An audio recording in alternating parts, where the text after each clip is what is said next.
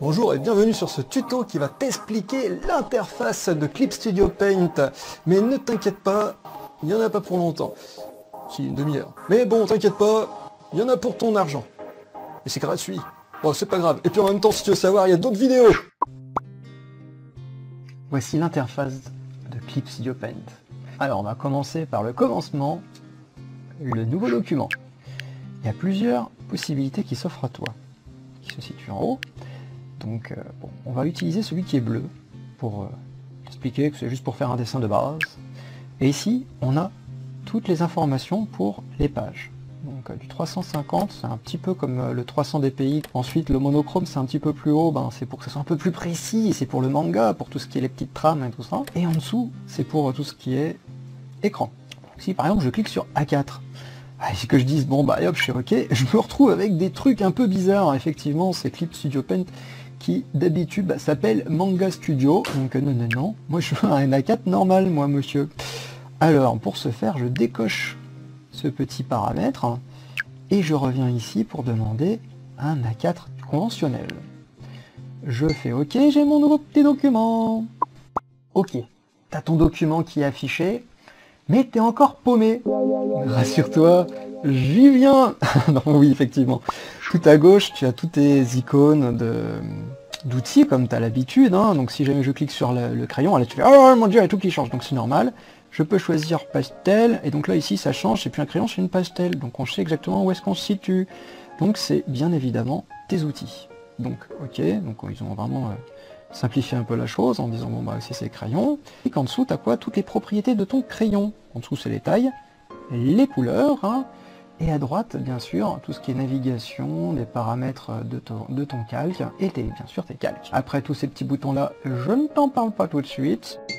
Épuration de cette interface, je te propose de regarder celui-ci. Par exemple, on voit que dans navigation, un bouton pour zoomer, un bouton rotation, et bien sûr sur la droite ici pour réinitialiser le zoom et la rotation, c'est exactement ce qui est en bas. Même ce truc là, ça c'est pour faire de l'animation. Hop, masqué. Voilà. Alors, le truc qui est bon pour ceux qui ne savent pas, il y a le bouton miroir. Donc si je fais un F, et que je clique dessus, le F est à l'envers. À droite, c'est pour la verticale. Voilà, horizontale, verticale. Pour le miroir. Mais bon, moi, j'en veux pas. Ça, j'en veux pas. Ça, j'en veux pas non plus. Et ça, j'en veux pas non plus. Maintenant, j'ai plus que les propriétés des calques et les calques. Ici, nous avons donc les couleurs, mais tout à droite, on a l'historique des couleurs. Ça m'intéresse. Je vais le mettre en bas. Et je vais l'augmenter en L pour avoir mes dernières couleurs que j'ai pu utiliser. Donc par exemple, j'utilise du orange, c'est là, tiens, le vert, tiens, le jaune je l'ai pas, donc voilà. Toc. Le dernier qui est apparu c'est le jaune, le bleu, hop, voilà. Tu vas me dire, hé mon petit bonhomme, j'aimais bien moi, ton petite option miroir, pourquoi tu me l'as supprimé? Ne t'en fais pas, je t'explique. Alors, pour pouvoir faire tes propres raccourcis, mais oui, faire un raccourci, ce serait peut-être cool. Je vais dans Fichier, Paramètres de raccourci. Donc pour mon menu principal, affichage, tout en bas j'ai Faire tourner sur l'âge de symétrie horizontale. Je clique dessus et je fais éditer le raccourci. Je vais faire CTRL SHIFT ALT X. Bon c'est un truc que personne n'utilise, je pense. Et si je fais OK, je refais mon petit F et je fais CTRL SHIFT ALT X, et ça marche. Et si je le refais, voilà, je le remets à l'endroit. Voilà. Donc, oui, mais bon, un raccourci clavier comme ça sert peut-être pas à grand chose. À part si bien évidemment, sur ta tablette, tu te permets, par exemple, pour mettre Clip Studio Paint, tu fais plus, et donc tu vas avoir tous tes petits programmes pour avoir Clip Studio Paint. Et ensuite, dans les fonctions, tu vas pouvoir demander de rajouter une touche qui est le CTRL ALT SHIFT X pour inverser. Voilà, tout simplement. Et donc maintenant, je peux, avec ma petite tablette, switcher mon F. J'ai bien. C'est impeccable. Alors, Ensuite, on aurait peut-être un petit peu connaître d'autres raccourcis, hein, qui est le CTRL-ALT pour la forme. Et oui, effectivement, parce que c'est un petit peu chiant d'aller dans le panneau des formes prédéfinies. Là, au moins, à tout moment, si tu restes appuyé sur CTRL-ALT et que tu appuies avec ton stylet pour pouvoir avoir cette formation de forme, tu lâches le tout et c'est bon. Donc moi de mon côté, pour mieux faire, je l'ai mis dans petit Rocket Ring sur la droite modificateur et j'ai fait Alt CTRL. Voilà. Comme ça, je peux à tout moment changer la taille de mes stylos. Je sais pas si t'es comme moi, mais au début, j'avais un gros problème avec mon stylet. Bah oui, j'essaie de paramétrer, que nenni. Ça ne marchait pas, ça m'énervait. Alors, je t'explique si jamais ça t'arrive. Alors, tu vas dans Fichier, Réglages de touches de modification. Et si tu vas tout en bas, tu vas te choper le clic droit. Je demande Afficher le menu. Clic de milieu, Afficher le menu. OK. Et ben là, si jamais je m'amuse à demander dans Clip Studio Paint de changer le petit bouton en panoramique défilement et en haut, haha, Shift espace. Oui, c'est dans les touches Shift espace. Je peux me permettre de cliquer sur le petit bouton pour vous le montrer. Ah bon, je vais faire un petit truc pour bouger dans mon document. Et l'autre, c'est pour tournoiter autour du document. Si je fais un double clic, en restant appuyé sur le bouton bien sûr du haut là pour pouvoir tournoyer, ça remet en place la chose. Bon bah si je fais un double clic de la main, ça fait rien d'autre. Bon bien sûr, si jamais je suis dézoomé, zoomé, je peux me remettre avec le petit carré ici à son initial. Si jamais je ne me souviens plus c'était quoi le double clic, c'est juste là. Voilà, c'est le petit bouton réinitialiser. Bien sûr, j'aimerais bien créer mes propres petits crayons et tout ça pour paramétrer plus en profondeur mon stylet, on va dire ça comme ça. Bon, allez, je t'explique comment ça fonctionne. Par exemple, si j'ai envie de créer un nouveau petit outil, ici donc j'ai mes paramètres qui sont proposés. Donc bien évidemment, je peux demander la taille du pinceau grâce à ces petites coches. Demander aussi de changer si j'ai envie. Ensuite la dureté, alors ça c'est pour que ça soit un peu flou, tu vois. C'est intéressant. Ensuite, la densité du pinceau. Oh, bah, il a disparu. Donc c'est l'opacité en fin de compte. Et la stabilisation. Alors bien évidemment, si je m'amuse à aller vite, ça fait ça. Et si je vais essayer d'aller vite, voilà, ça recorrige en fin de compte mon tremblement. Par contre, on peut en avoir plus. C'est le petit outil qui est là. Et là, on peut dire, oh mon Dieu, il y a trop de trucs sur la gauche. Effectivement, taille de pinceau. Donc on voit que la taille de pinceau c'est ça. Si je vois qu'il y a un petit œil, si je clique, je vois qu'il disparaît. Je reclique dessus, je vois qu'il réapparaît. Donc moralité, si j'ai envie d'afficher d'autres éléments, j'ai juste à avoir le petit œil sur la gauche. Alors, non mais j'ai envie que ce soit autrement. Pointe de pinceau. Je vais aller dans, alors les cercles ça me saoule, matériaux. On clique là-dessus, voilà, et j'arrive ici avec tout plein d'éléments. Alors moi par exemple, j'aimerais bien que ça soit... Ah bah tiens, on voit ça là. Je fais OK. Donc là on voit directement le rendu de ce que ça peut rendre. J'aimerais bien aussi que ce soit avec un effet de pulvérisation. Que ça soit... Ouh là, la taille... bon, on va peut-être essayer de les mettre plus gros, voilà.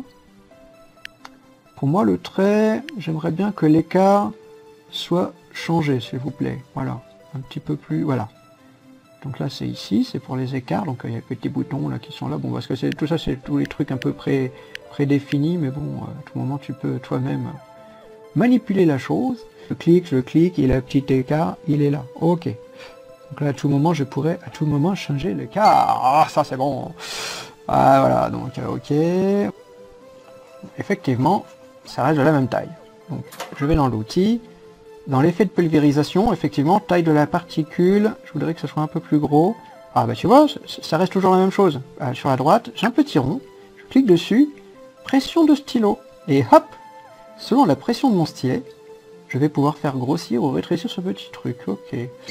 Hop, donc attends, on va effacer tout ça. On va tout supprimer si vous voulez savoir. J'appuie tout doucement, ça fait des petits, si j'appuie, ça fait des gros. Voilà, à tout moment je peux faire mes petites brushes. Voilà, bon je vais le supprimer. puisque je suis comme ça, moi. Bon, bah on va parler des calques. Ouais, là ça va être un peu long, hein, pour déjà, si pour toi c'était long, je suis désolé, ça va être encore plus. Parce qu'en fait, les calques, tu as plusieurs méthodes à travailler la chose. Parce que ça qui est bien avec Clip Studio Paint, c'est même peut-être même mieux que Photoshop ou même d'autres logiciels un peu haut placés. Celui-ci, il est au taquet. Alors là, je vais t'expliquer.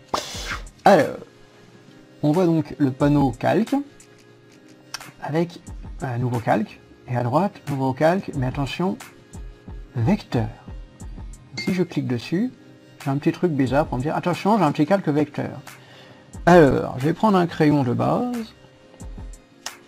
Je vais faire un trait. Voilà. L'autre, je vais faire pareil.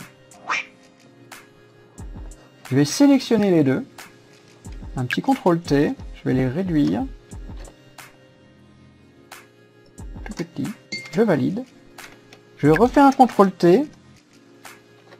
Je demande d'agrandir. Je vois qu'il y a une différence énorme. Ce calque peut être aussi, si j'appuie sur la touche CTRL, être modifié. Si jamais tu ne veux pas appuyer sur la touche CTRL, dans tes propriétés de calque, tu as l'outil qui va te mettre directement à la chose. Tu prends l'outil, tu peux le sélectionner aussi avec l'outil cube. Mais c'est pas souvent que je l'utilise, l'outil cube, hein, faut pas croire, hein. C'est pas si important que ça. Enfin, tu l'as aussi ici. L'outil pincé. Alors l'outil pincé, s'il marche bien, voilà.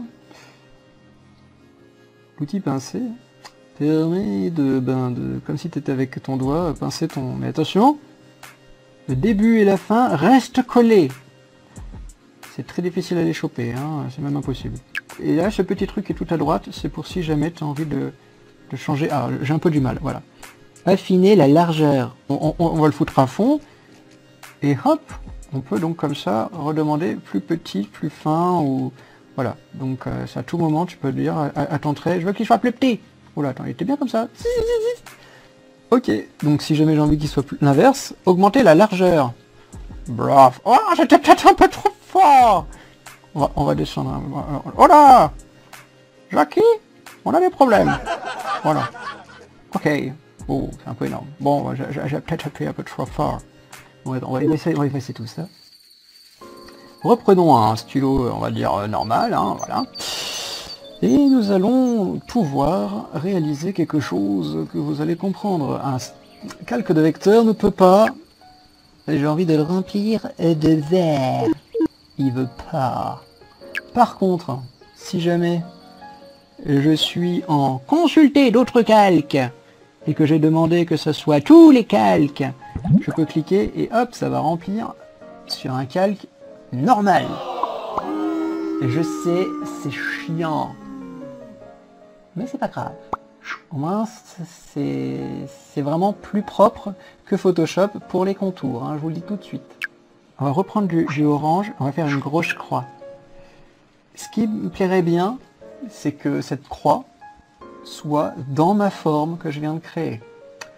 Alors c'est un peu bizarre, c'est ce petit truc bizarre là-bas, hein, au-dessus, là, voilà. Masque d'écrêtage sur le calque inférieur. Donc si je clique dessus, voilà. Ça veut dire que j'ai un petit trait rouge pour dire, alors là mon petit gars, là ce qui est en dessous, c'est quoi? C'est ton masque. Ouais, monsieur. Ouais, ouais, ouais. Donc, ouais, donc moralité, on va essayer de décacher ça. Pour pouvoir me dire, bon bah ok, qu'est-ce que je vais en faire? Je vais me permettre de ne pas dépasser mes petits contours. C'est bien. Alors, c'est vrai que j'ai oublié de te préciser, c'est qu'il y a un calque, qui est le calque papier. Donc le calque papier permet de changer à tout moment ton fond, si tu as envie que ce soit une couleur. Voilà. Donc si on commence tout de suite un genre de dessin, généralement ce que je fais, c'est ça. J'ai un calque de vecteur, Et en dessous, pourquoi pas un calque normal pour si jamais j'ai envie de faire de la peinture ou un truc comme ça. Bon, pour l'instant, ce qui m'intéresse, c'est du noir. Je le mets en 3 généralement. Stabilisation, ouais, en 15 pour que ça aille vite. Densité du pinceau, on est tout bon. Je sais que c'est difficile, mais à chaque fois, il faut checker. À part si tu as envie d'enregistrer tes propres paramètres et puis que tu demandes de verrouiller l'outil secondaire et ne pas enregistrer les changements. Donc ça veut dire que si jamais je clique là-dessus et que, moralité, je m'amuse à faire un gros truc, que je demande que ça soit comme ça, et que je change de stylo et machin, pouf, il va redevenir fin. Voilà, il a carrément revenu à son état d'origine parce qu'il a le petit symbole même là-haut pour me reprévenir que j'ai bien verrouillé la chose. Il est gentil, n'est-ce pas? On va le déverrouiller. Donc le taille de pinceau effectivement 3, je vais faire tout ça. Et voilà, donc là ce qui m'intéresse tout de suite, c'est j'ai envie de faire mes petites formes. Ok.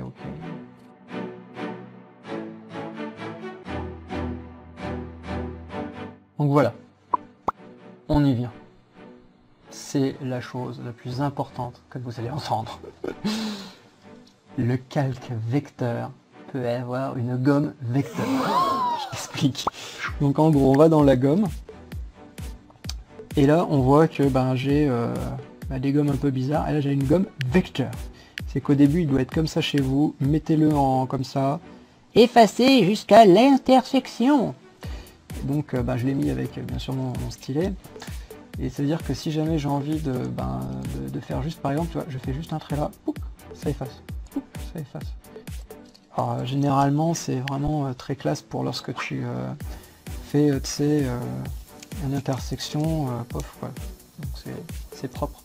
Si jamais tu dois faire, je sais pas moi, on fait une oreille, puis que tu fais ça, et là tu fais ah mon dieu ça dépasse un peu.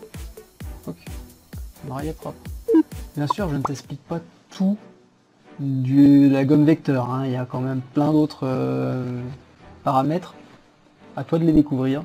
Je te donne juste un coup de main déjà pour te donner juste le principal. Après, débrouille-toi. Et surtout, amuse-toi. Alors, il y a aussi une particularité dans Clip Studio Paint, ce sont les masques. Alors, je vous explique tout de suite parce que c'est vraiment bizarre. Exemple, j'ai un trait. On va le faire plus gros. Voilà, j'ai un trait. J'ai envie de lui mettre un masque. Donc, bien évidemment, on va se dire, comme dans Photoshop, le blanc c'est opaque, le noir c'est transparent. Et là c'est la merde quoi. Donc j'ai galéré et en fin de compte il y a la petite couleur transparente qui existe. Ça ne gomme pas, ça masque. Hein. Donc voilà, c'est vraiment pour expliquer. Pour l'expliquer aussi que en fin de compte on va dire maintenant c'est gommé et tout ça. Non, je peux le déverrouiller et cliquer sur ma forme pour pouvoir bouger ma forme. Et donc là j'ai mon masque que je peux aussi bouger moi-même le masque. Ok. Donc c'est la couleur transparente qui permet de masquer. Ça tombe bien alors. Bon, maintenant nous allons parler d'un truc essentiel dans les calques, c'est les modes de fusion. Alors les modes de fusion, il y en a beaucoup, c'est juste au-dessus. Voilà, ils sont là, ils sont présents. Et je vais te les expliquer visuellement. Alors pour cela, j'ai besoin d'un petit carré. Alors je vais t'expliquer aussi le dégradé. Donc c'est un petit peu compliqué parce qu'effectivement on a l'impression qu'on va faire du rouge vers du transparent, du rouge vers du blanc. Non. En fin de compte, voilà, quand tu cliques, tu as vraiment qu'est-ce que ça va produire en dessous. C'est un peu bizarre, c'est comme des outils en fin de compte au-dessus. On te montre des outils, donc c'est pré-programmé entre guillemets par eux. Et en dessous, c'est à toi de personnaliser ton outil de dégradé. Donc oui, c'est bien comme ça que je le veux, noir et blanc, très très bien. Je vais le faire du haut vers le bas, avec le bouton Shift appuyé pour bien que ça soit bien droit. Nouveau calque, je clique sur l'arc-en-ciel, mais ce coup-ci en horizontal. Donc je peux mettre le noir et blanc au-dessus, voilà, en dessous, voilà, au-dessus, on va le mettre au-dessus. Et on va le demander de le mettre en produit. Le produit, ça permet de rendre le noir opaque et le blanc transparent. Et donc si on continue dans le même principe, on va essayer de voir incrustation. Incrustation, on voit bien que le noir est visible, le blanc aussi, et en plein milieu, tout ce qui est niveau de gris, les couleurs sont là. Donc ça c'est aussi un mode de fusion qui est très utilisé. Si je fais la lumière linéaire, on est bon, mais on va peut-être un peu mieux expliquer la lumière linéaire avec Monsieur la Sphère. Alors, Monsieur la Sphère, on va faire une Monsieur la Sphère. On va en quelques clics faire un rond. On va lui mettre de la couleur grise. Voilà. On va lui appliquer un petit rond de lumière en dessous et en bas. Et on va l'étenuer un petit peu. Voilà, on va l'étenuer un petit peu. Alors la petite goutte c'est le doigt, hein, généralement, hein, pour tout estomper. Hein, donc si tu as envie de flouter un peu, voilà, réactiver un petit peu ce que tu as voulu faire. Voilà. Et on va refoutre un petit coup de blanc là. Voilà. Avec un refloutage. Voilà. On va prendre un nouveau calque qu'on va mettre en lumière linéaire. Et on va prendre par exemple un rouge qui arrache la rétine. Voilà. On fait un CTRL U. Le CTRL U, ça te permet d'avoir tout de suite le panneau des teintes et de la saturation et luminosité. Et donc c'est à dire que si jamais je baisse en luminosité, si je descends en opacité, en luminosité, je vais donc me permettre de retrouver un tant soit peu mon élément. Ok, j'ai envie par exemple qu'il soit vert. Allez, je veux qu'il soit vert. Ouais, mais un vert peut-être un peu moins pétant. Un peu voilà. Donc là je fais OK. Nous avons donc ici notre calque qui est en lumière linéaire. Il n'y a rien dedans pour l'instant. Dans le calque, il n'y a rien du tout. Je vais me mettre à peu près ici, là, entre le jaune et le rouge, donc orange. Et je vais me mettre donc à peu près dans le gris, grisâtre et tout ça. Et lorsque je vais remplir, voilà, je vais essayer de... Voilà. D'être un peu dans la couleur rose peau. Et cette couleur peut être déterminée selon...